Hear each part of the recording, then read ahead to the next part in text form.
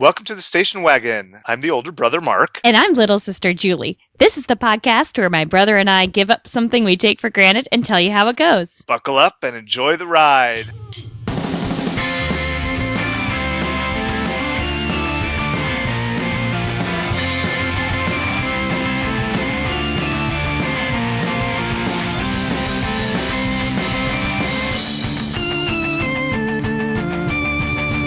Hi everyone, in this episode of the Station Wagon, we're going to be giving up the news. That's right, Mark. We are going to go without listening, watching, and reading about news and current events. Yeah, so before we go into talking about what we're going to do, I feel the need to define what news is. I thought you might have that need. First, if you listeners out there have ideas of things we might be taking for granted, please email your topic suggestions to wagonpodcast@gmail.com. Shout out to us on Twitter, we're at wagonpod, or connect with us on Facebook. Okay, so, Mark, what is the news? That was really clever the way you said that. Good job. You're welcome. So, what do you think the news is? Really? I get to be the one to define it this time? Okay. Well, I want to hear just like, because news is everywhere. So, what do you think when you hear news? What's your gut reaction to it? My gut reaction. Your woman on the street reaction. Go. News is some sort of media coverage of a thing that is happening in the world outside of my sphere of vision or hearing. That's pretty good. I think that's really good. So like the definitions that I've read through, talk about that concept of how it's outside of one's general sphere of knowledge, right? So like you said, just outside of my seeing or knowing. So news could be anything from what's going on in the next door neighbor's house, right? That could be news. Also, the really important part of the definition for me is that it's new information. That's where the word news comes from, of course, right? Oh, fascinating. There might be some Latin roots in there somewhere, you stupid punk, but it is something that's new, right? You wouldn't call news something that happened 5 years ago. Right. Like when you're always asking me what's going on with Justin Bieber, I give you the latest information about the Biebs. News is new information, not just recent, but new information.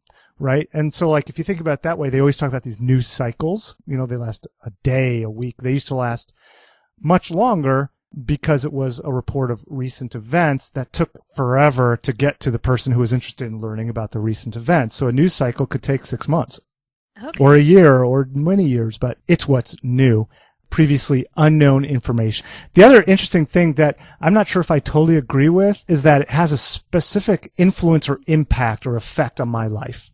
Yeah, that's a really neat way of thinking about it. Never thought about it that way. You don't even know what we're talking about anymore. No, I do. The fact that news has to be relevant. No, that's not what we were talking about. I guess in my brain I was like, okay, let's get on to the quiz. Well, that's fine. You can edit that in post. I have all that science stuff to say and you have all that good history stuff. All right, let's move on to the quiz. Is that enough about the definition? Are we agreed that news is, in summary, new information outside of our sphere of knowledge and that it has some impact or influence on us? Yes. I want a quiz. I want the quiz. All right, here's the quiz. Which country has the highest percentage of people checking the news more than 5 times per day? A, France, B, the U.S., or C, Finland? The U.S. No, it's Finland. 27% of the people who check the news there check it more than 5 times a day.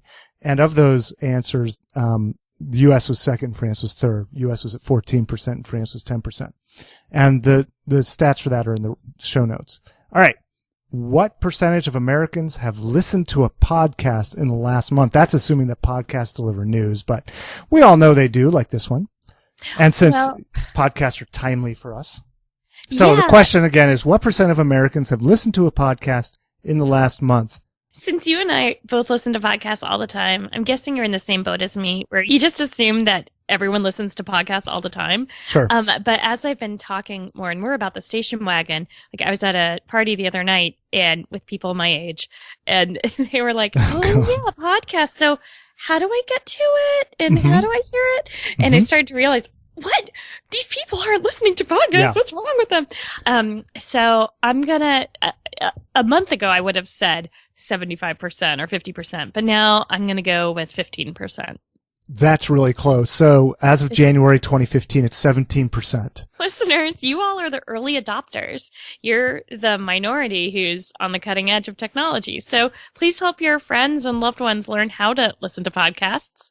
And may I suggest start with this one? Okay, last quiz question. When do most Americans consume the news? And there's 5 choices. Ready? Yes. The last thing at night, in the afternoon, in the morning, in the evening, or all throughout the day? Well, for me, it's all throughout the day because I use it as my procrastination break technique. I constantly look at CNN and Time because I convince myself, oh, I'm not procrastinating. This could affect my work. Right. It could be, right, because news affects you. Right. But I'll say the morning because people want to start off their day knowing what folks are going to talk about at work and not look like I'm so stupid. sorry. You chose the wrong answer. That's pathetic. It's all throughout the day. 35% of the people who check the news and read the news do it all throughout the day, and they are checking in depth. I, too, check the news constantly. When I'm walking around, I have a feed on my phone, an app on my phone called Feedly that aggregates all the news sources I like. All throughout the day, I'm getting injections of news.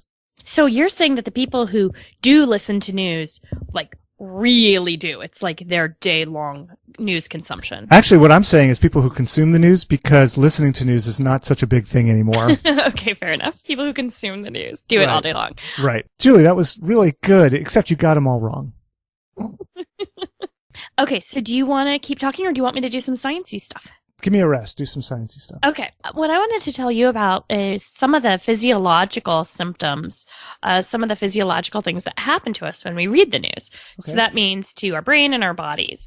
To help demonstrate, I'm going to open up CNN on my phone and read you some of the top stories. Man fixated on wrestler is shot. DA, alleged cop killer found mentally incompetent in 2012. Man found guilty in Jewish center shootings. 4 vehicles shot on I-10 in 3 days. Brain-eating amoeba kills teen, etc. God. Yeah.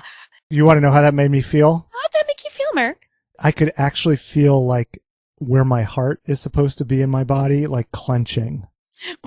Where your heart is supposed to be? My daughter has a Doc McStuffins kit. I'll ask her to check it out tomorrow. Good idea. Okay. So that's pretty consistent with the research. When people read the news, their sympathetic nervous system is activated. And what that means is the flight or fight response goes into effect. In other words, it's the same part of your brain that thinks, holy smokes, I'm about to be eaten by a lion. I better either fight that lion or run away. You know, it's the part of your brain that activates when you're in danger. Your heart rate increases, your muscles tense up so that you're ready to fight or run. If people experience state anxiety, they start feeling anxious, like their thoughts are anxious thoughts, but also they have the physiological symptoms of feeling anxious. So when you read the news, then your body is preparing to either confront the danger of the news or flee away from the danger of the news. Yeah, kind of. It's like your body's getting ready for some big event. It's the same kind of experience you might have when you wake up in the morning and look at your clock and realize you're running a little late. The problem is that it's not healthy for us to have those reactions. I would feel stressed all the time. Exactly. And when you are stressed all the time in that way, there's some research saying it can affect your immune system. It makes you grouchy, gives you stomach aches, lower back pain in some people. It's just not very good. So in one study, they had people watch the news and then 15 minutes later, they did some progressive muscle relaxation for one group, and the other group didn't do anything. They just waited and saw what happened. What is progressive muscle relaxation? It's when you deliberately think about tightening up and relaxing your muscles. Okay, got it. Only in the relaxation group did people return back to their baseline levels of like their stress and state anxiety. So everyone else just kind of stayed anxious, which really stinks. I know. Yeah. Okay, so that's for most people a pretty bad effect. Now I'm going to talk about some nightmare effects from reading the news. So this is not your typical person. sometimes after reading or consuming news, people can actually have some post-traumatic stress. So this isn't very common, but we saw this a lot after the events of 9/11.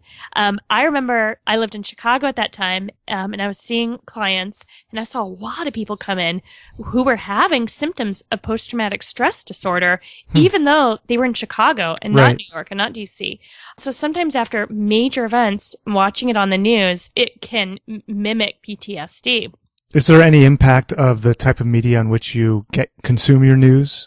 I don't know about that. I didn't find any research saying that. But there does seem to be a gender difference. Women tend to remember it a little bit more. They remember more of the details. And they also have more of that stress symptom that you experienced earlier.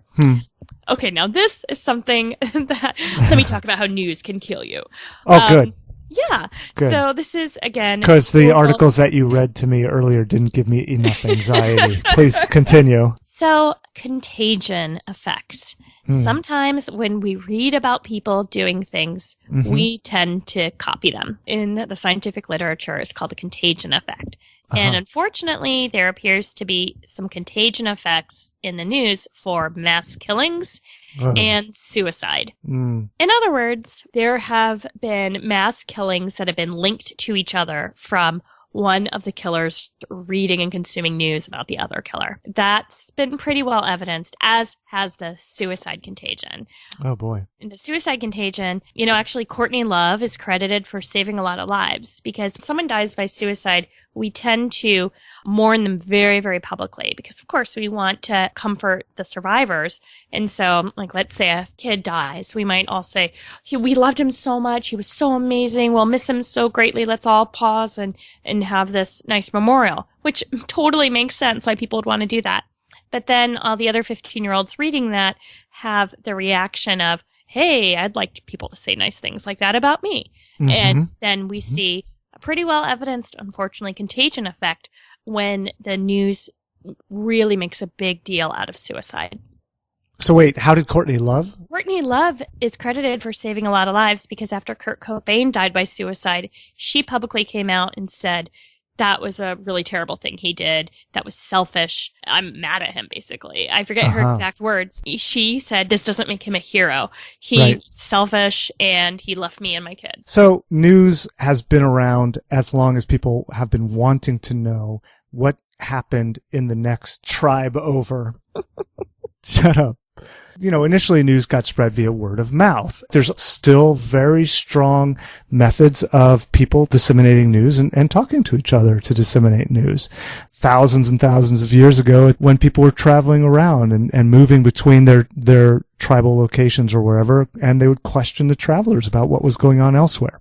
So it had to just take forever to get any news. Well, yeah, and of course you weren't pinpointing the news. You got whatever you got. And then later on, news started happening more regularly at congregation points like town squares or the Greek Forum, Roman bath houses, that sort of thing, coffee shops in Europe and England. So you could imagine that even though it was word of mouth, it was still more organized. There would be a town crier who would gather people together and then talk about what was going on in the next village or kingdom or whatever. Use of road networks to deliver written news or even word of mouth has been happening forever also, as long as roads or trails have been around. The earliest that I could find for documented was from the Assyrians from 1200 BC. And for the next 1,000 years, things like so-called post was invented and starting to be used, where people, generally the upper class, could pay to have a letter or some kind of document shipped via horseback or via a fast runner cross country to somebody else.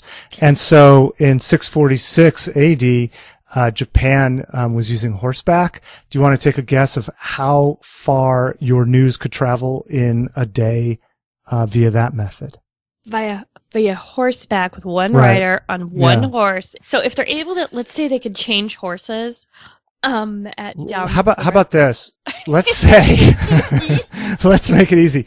Let's just say that you have a letter you want to send to some news you want to send to somebody, and I'm going to say, yes, I'll get it there in a day, and you don't ask any questions. 30 miles. 170 kilometers in a day via horseback. And then what's that in American?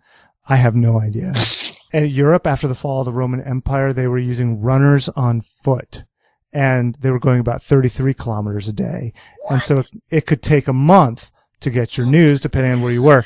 So, so it would have taken about 2.5 days for you and me to learn something from mom and dad when we were in school in Bloomington. Wow. So then after the word of mouth thing and sending like one letter or one sheet printed on silk, which was happening in China, newspapers came around. And the first actual newspaper started being published in Germany around 1600 with the advent of the printing press. And so then as the printing press spread all around, newspapers started having information that wasn't just governmental or about politics. It was actually more socially relevant. So that's kind of interesting too. So like when you look at your Facebook feed now, you can see the little trends thing on the right. Yeah. And sometimes there's information from the gov or from politicians, but then there's also what Justin Bieber's doing.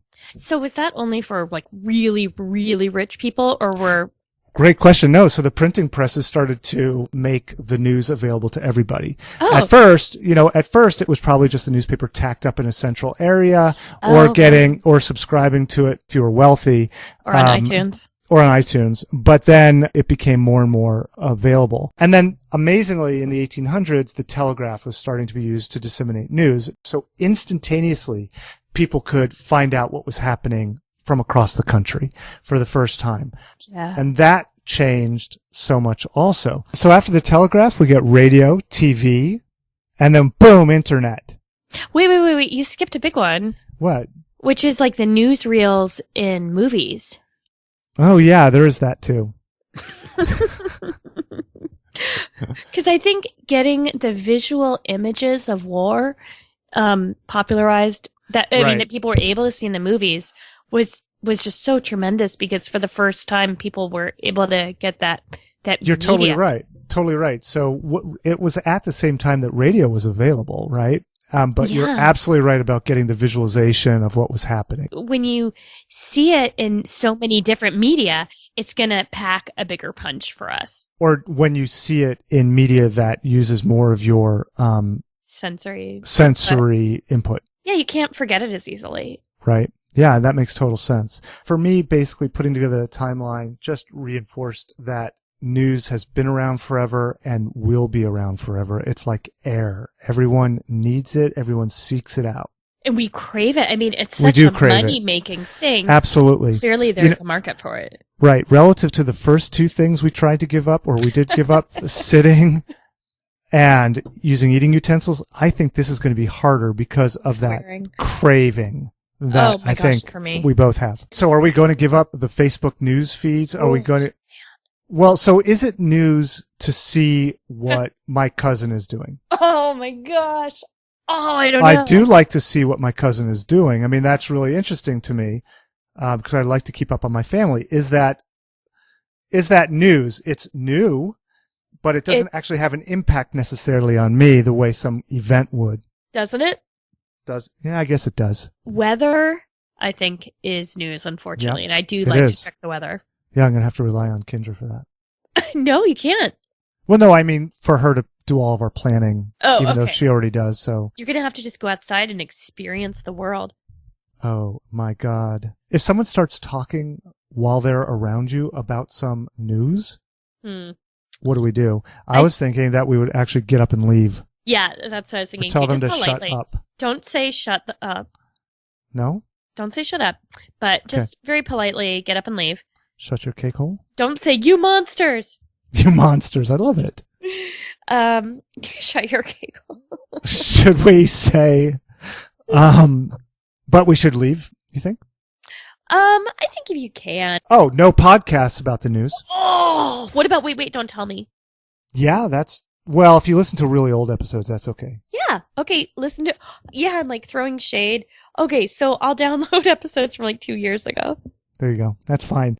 All right. I'm going to really look forward to see if it impacts my psychology at all, for lack of a better way of saying it. Negative or positive, because I'm expecting that by the end of this, I'm going to be a shaking mess wondering what's going on in the world. Well, let's find out after this quick break, actually a 2-week break, while you listen to the Pleasure Kills. We're going to go turn into, what did you say, a shaking, quivering mess of nerves? Yeah, something like that. We'll come back and tell you all about it.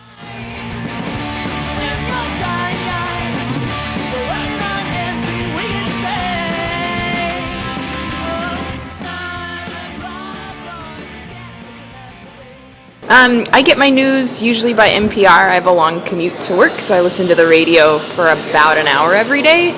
And I check Google News, and mostly Facebook keeps me apprised of anything else I might want to know. All day. I think that most people consume the news so that they can appear to be better informed people in the company in which they keep, not because they find the news so riveting. It's definitely a good conversation starter. In the morning, it's going to be mainly about politics. Other than that, I mean, what's going on in the neighborhood, like in Wallingford or Fremont, just like local events. I went on a year-long trip with no access to internet or anything and no news at all, and I found I really liked life that way. So when I got back, I just haven't bothered picking it back up again.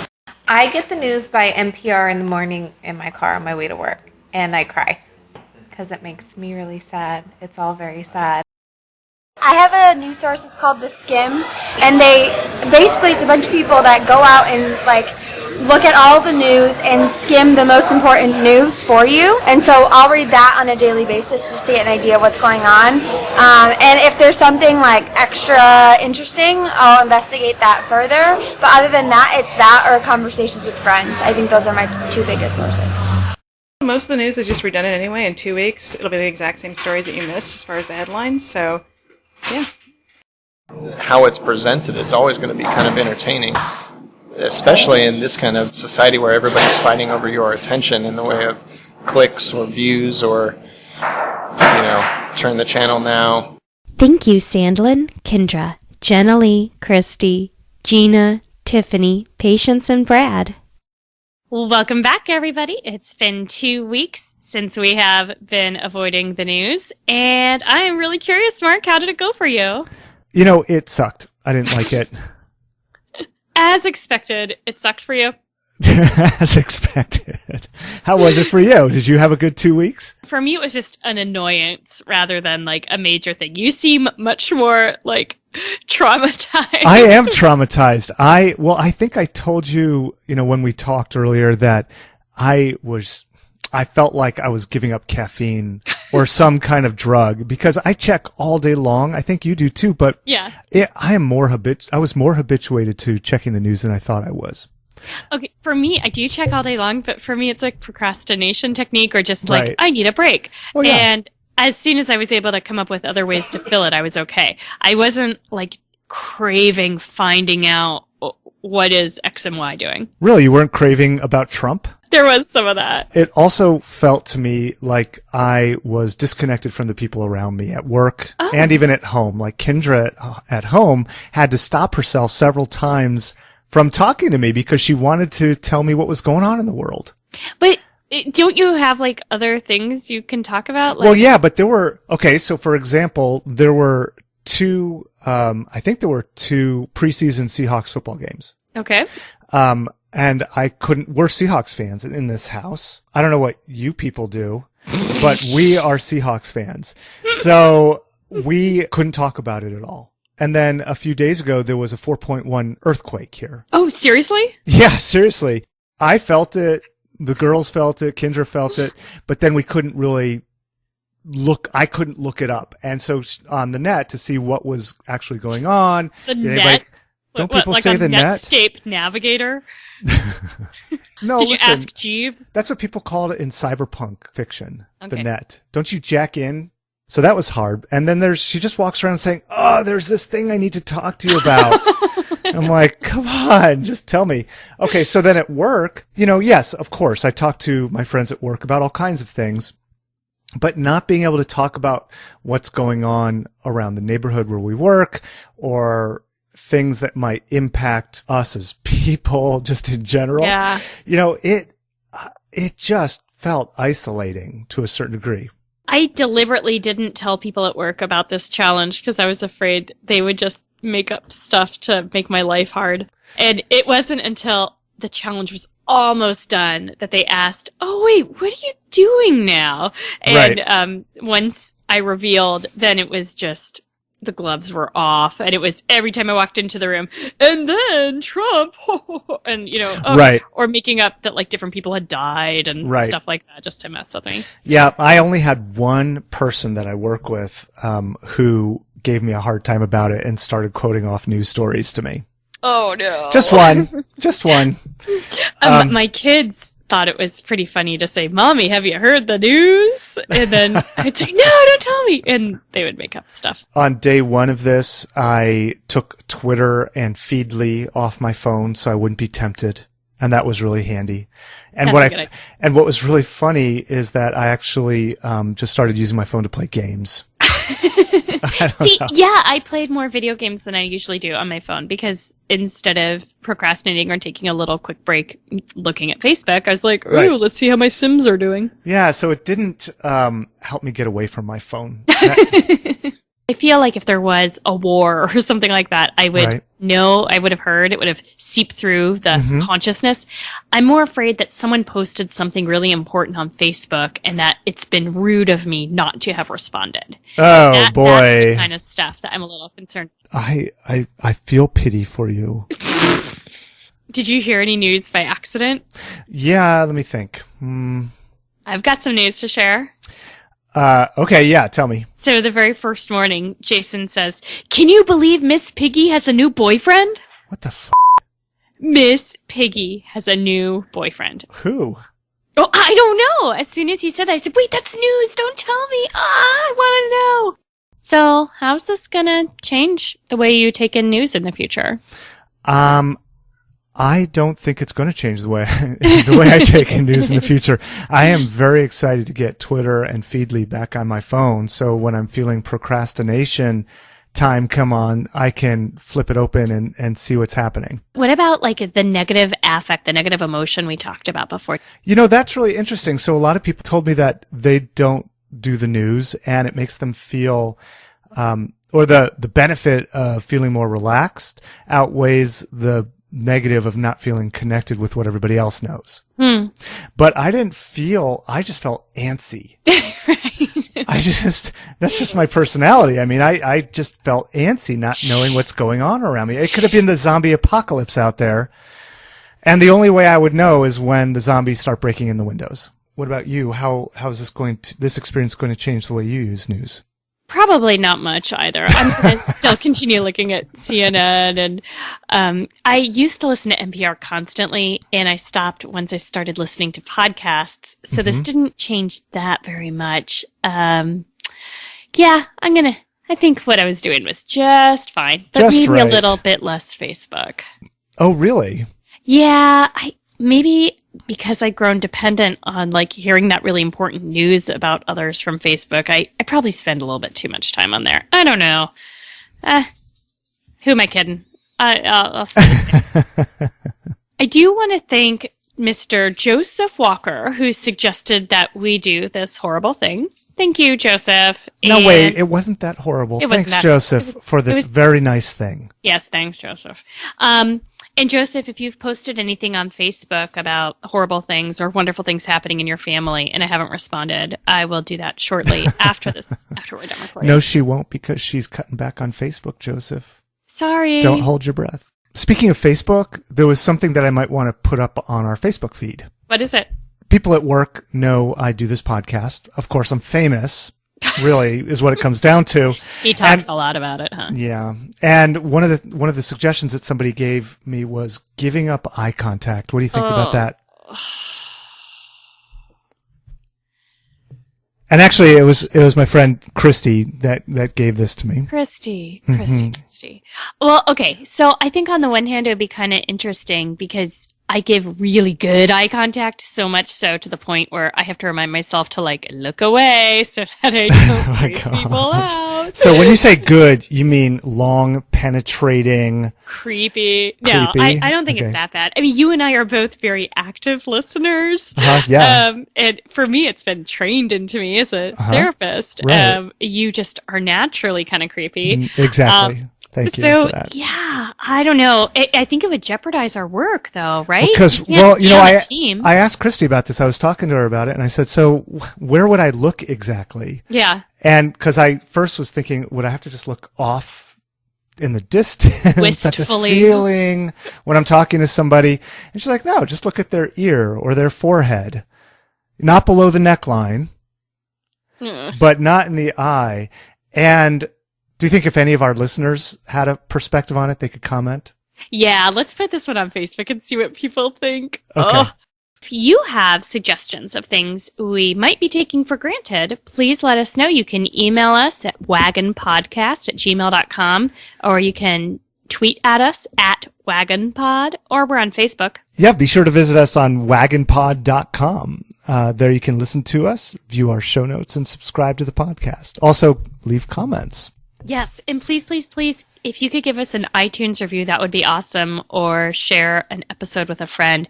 And if you have friends who don't know how to use podcasts, Mark wrote a really awesome user's manual, and it's right on wagonpod.com. It's great. It really holds your hand through the whole process of learning about podcasts. Thanks also to the Pleasure Kills, as always, for the use of the song. Kills. Yes, Modern Problems. And thanks to Oli Mama Bear for the great iTunes review. Thanks, Oli Mama Bear. Next time on the Station Wagon. In all seriousness, wear long sleeves, long pants, and a big hat. Why? Oh, because of the vitamin D. Okay, yeah, I can do that. Right. And also just so that it's not fun for you.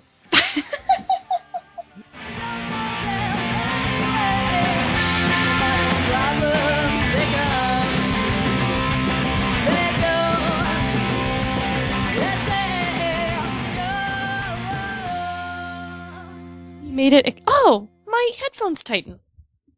Oh my God. You just realized your headphones could tighten? I'm book smart, okay? I didn't need the sturdy sock on my head.